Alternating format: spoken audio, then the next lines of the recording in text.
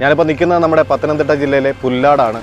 ഏതാനും ദിവസങ്ങൾക്ക് മുമ്പ് അഹമ്മദാബാദ് വിമാന അപകടത്തിൽ, എയർ ഇന്ത്യ വിമാന അപകടത്തിൽ അകാലത്തിൽ പിരിഞ്ഞ പ്രിയ സഹോദരി രഞ്ജിതയുടെ വീടിന് അരികിലായിട്ടാണ് നിൽക്കുന്നത്. കണ്ണുനീരിൽ കുതിർന്ന കാഴ്ചകളിലേക്ക് പോവാം. അതോടൊപ്പം തന്നെ പ്രിയ സഹോദരി രഞ്ജിതയ്ക്ക് ആദരാഞ്ജലികൾ അർപ്പിക്കുന്നു.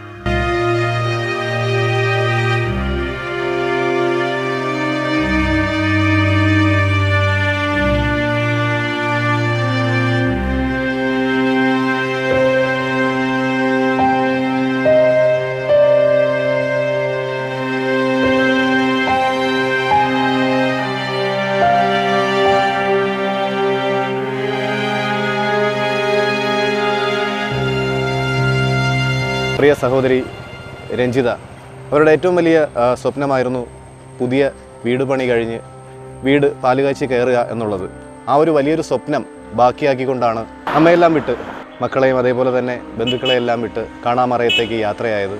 രഞ്ജിതയ്ക്ക് കണ്ണുനീരിൽ കുതിർന്ന പ്രണാമം ഒരിക്കൽ കൂടി അർപ്പിക്കുന്നു.